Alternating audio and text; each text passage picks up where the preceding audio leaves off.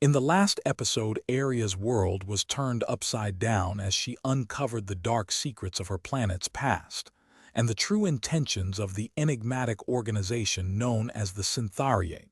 She discovered that her own existence was a mere experiment, a pawn in a much larger game. With her memories restored, she set out on a perilous journey to unravel the mysteries of her world and to find the truth about her creators. The sound of screams still echoed in my mind as I stood at the edge of the ruined city, the once vibrant buildings now nothing but twisted metal and rubble. The smell of smoke and ash hung heavy in the air, a constant reminder of the destruction that had been unleashed upon my home. I couldn't help but wonder if I was the cause of it all, if my existence had brought about this devastation. I thought back to the day I discovered the truth, the day I learned that I was a mere experiment, created to serve a purpose. The memories that had been stolen from me, the life I thought I knew, it was all a lie. The Synthariate, the organization that had created me, had manipulated and controlled every aspect of my existence. But why? What was the purpose of creating me, and what did they plan to do with me now that I knew the truth? My thoughts were interrupted by the sound of footsteps, heavy and deliberate. I turned to see Kale, my former ally, now a mysterious figure with an unknown agenda, approaching me. His eyes seemed to hold a deep sadness, a sense of loss that I couldn't quite understand. "Aria, we need to talk," he said, his voice low and urgent. "What is it, Kale?" I asked, my heart racing with anticipation. "I've received a message from an unknown source," he replied, his eyes scanning the surrounding area as if searching for an unseen threat. "It's a warning that the Synthariate is closer than we think. They know about you, Aria, and they'll stop at nothing to capture you." I felt a chill run down my spine as I thought about the implications. If the Synthariate knew about me, then I was in grave danger.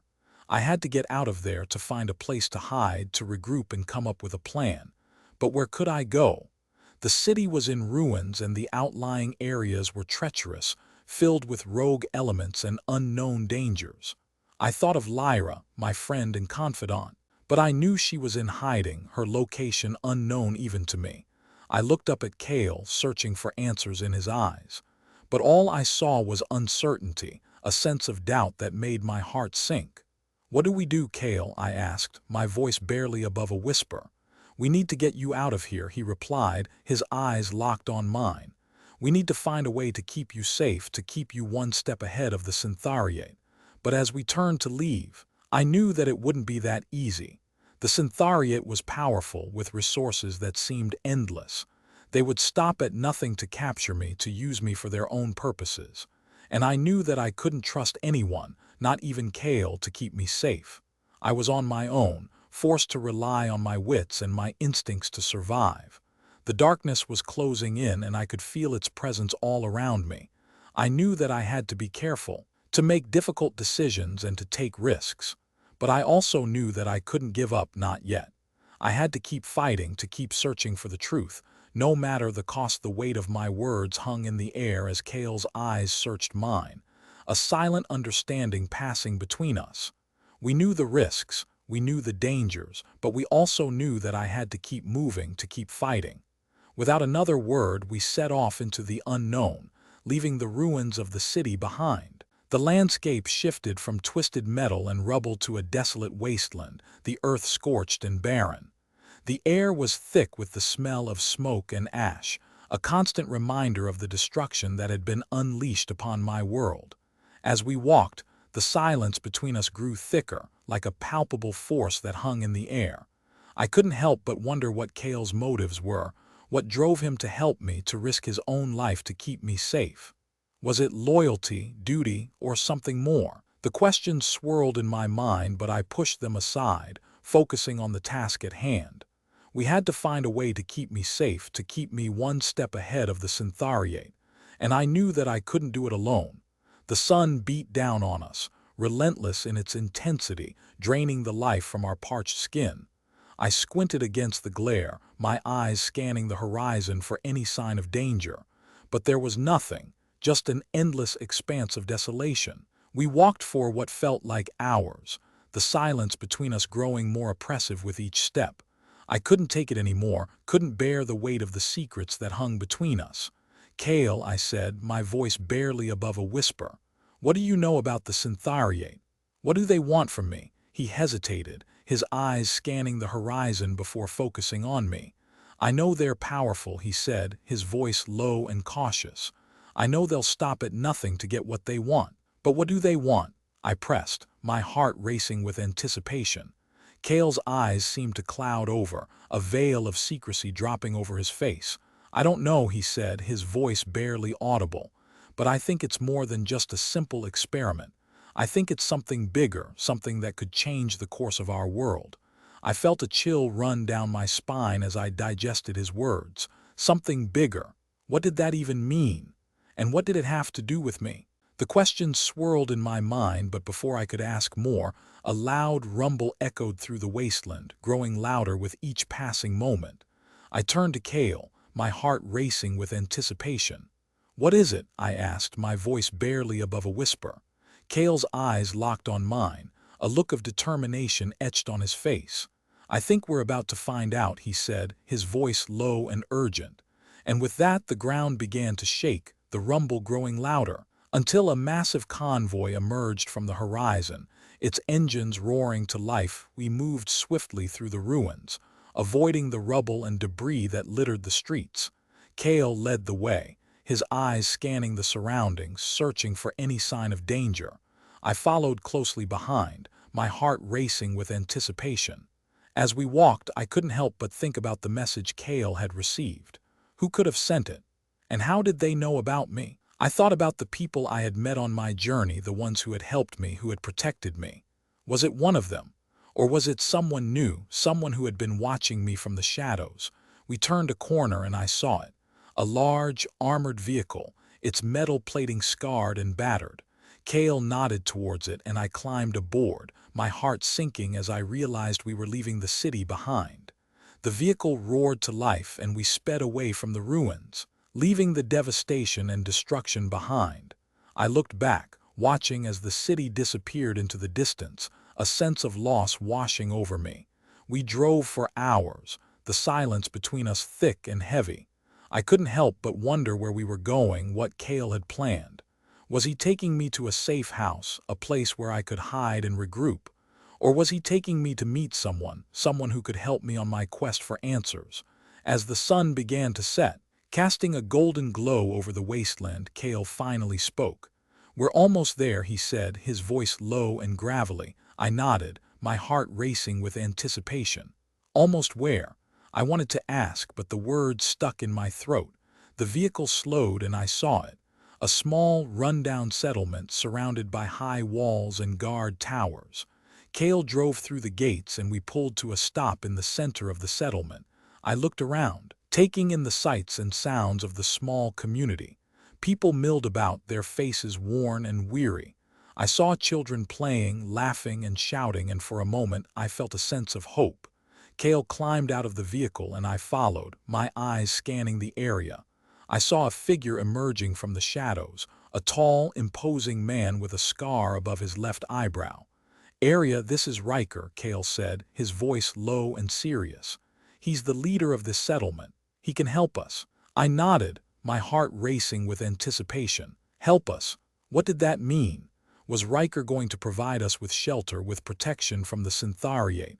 Or was he going to help us uncover the truth, to find the answers I so desperately sought? Riker approached me, his eyes piercing and intense. "Area," he said, his voice low and gravelly.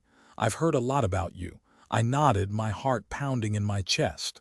"What do you know about me?" I asked, my voice barely above a whisper. Riker smiled, a cold, calculating smile. "I know you're a pawn in a much larger game," he said. "I know you're being hunted by the Synthariate, and I know that you're not what you seem." I felt a chill run down my spine as I realized the truth. Riker knew more about me than I did. He knew secrets that I had yet to uncover. And I knew that I had to be careful, to trust no one, not even Kale. The darkness was closing in, and I could feel its presence all around me. I knew that I had to be careful, to make difficult decisions and to take risks. But I also knew that I couldn't give up, not yet. I had to keep fighting, to keep searching for the truth, no matter the cost. As we navigated through the ruins, Kale's eyes scanned the surroundings, his hand on the hilt of his sword. I followed close behind, my senses on high alert, searching for any sign of danger. We eventually reached the outskirts of the city, where the destruction was less pronounced.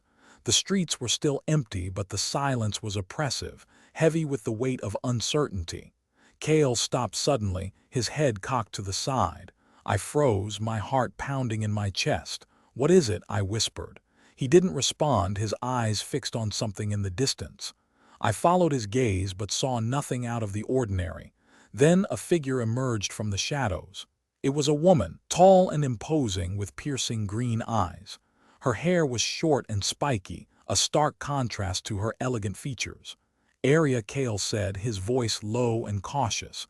"This is Vesper. She's a member of an underground resistance fighting against the Synthariate."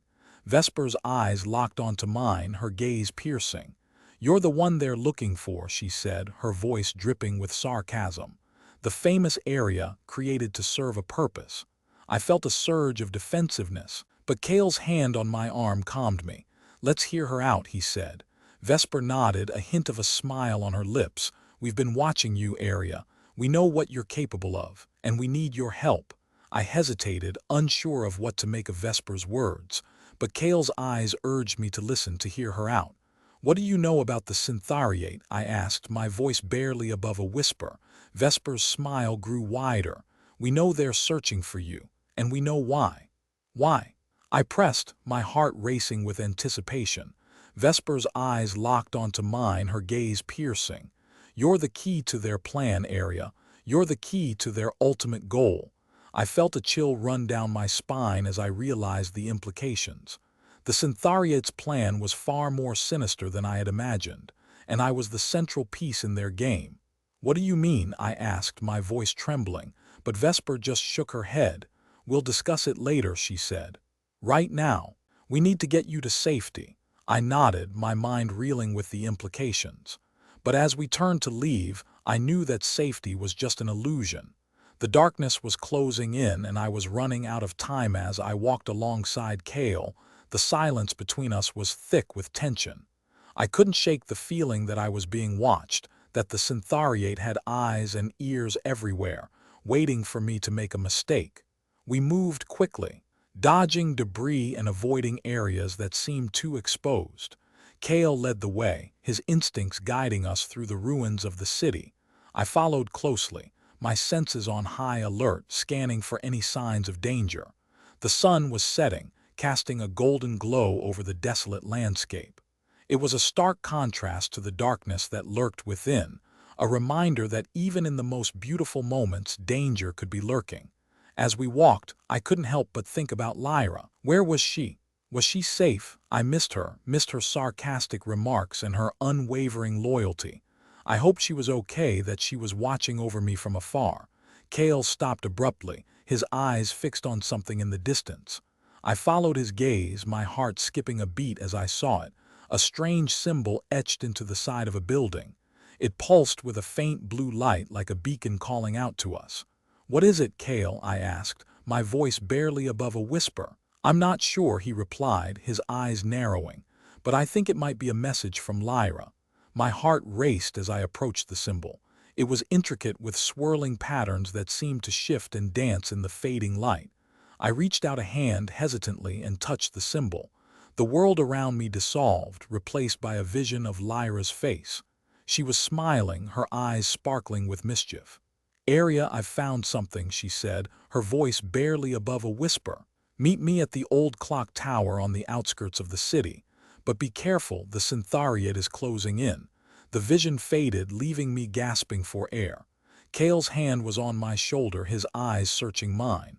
"What did you see?" he asked, his voice low. "I saw Lyra," I replied, my heart still racing. "She wants me to meet her at the clock tower." Kale's eyes narrowed, his expression unreadable. "We need to be careful," he said. "It could be a trap." I nodded, knowing he was right, but I had to take the risk. I had to see Lyra to know she was safe.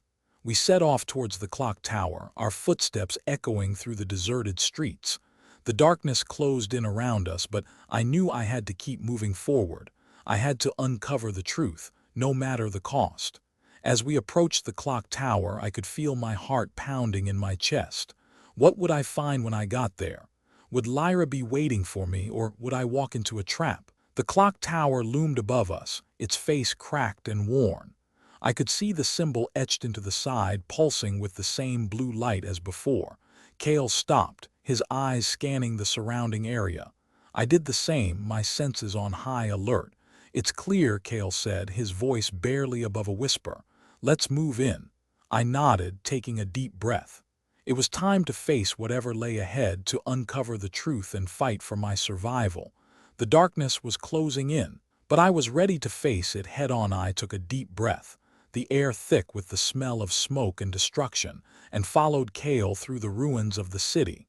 We moved quickly, our footsteps echoing off the crumbling buildings as we navigated through the deserted streets. Every step felt like a betrayal, as if I was abandoning the only home I had ever known. But I knew I had to leave, to escape the Synthariate's grasp and find a way to uncover the truth about my existence. As we walked, the silence between us grew thicker, like a fog that refused to lift. I couldn't help but wonder what Cale's true motives were, why he was helping me despite his mysterious agenda. "Cale," I said, breaking the silence, "what do you hope to achieve by helping me?"